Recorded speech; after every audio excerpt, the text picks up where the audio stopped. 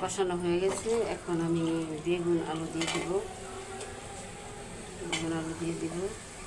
বেগুন আর আলুটা কষায় নিয়ে তারপরে চেয়া মাছটা দিয়ে দিব।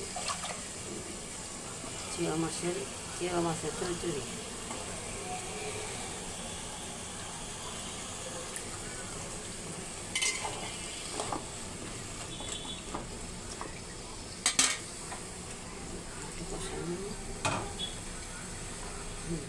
তারপরে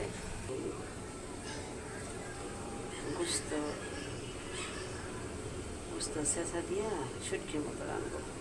গোস্তটা তেল দিয়ে দিলাম।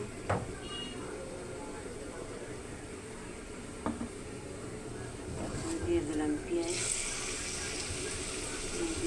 পেঁয়াজটি ভাজা করে তারপরে গোস্তটি দিয়ে দিব। এখন আমার এই তরকারিটা কষানো হয়ে গেছে। তরকারিটা। এখন পানি দিয়ে দিব। পানি দিয়ে মাছটি দিয়ে দিব।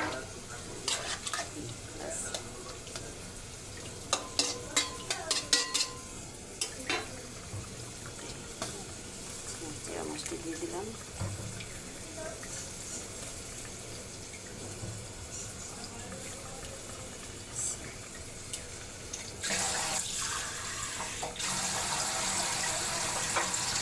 মাছটি দিয়ে দিচ্ছি।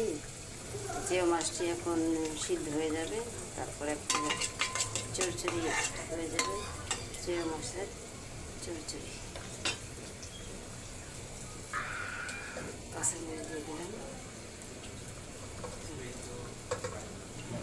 পেঁয়াজ লাল হয়ে গেছে। এখন 1 চামচ দিয়ে দিব হলুদের গুঁড়া, 4 চামচ দেবো মরিচের গুঁড়া,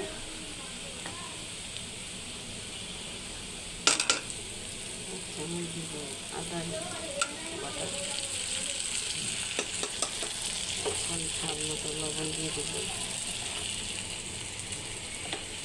ভালো করে নেড়ে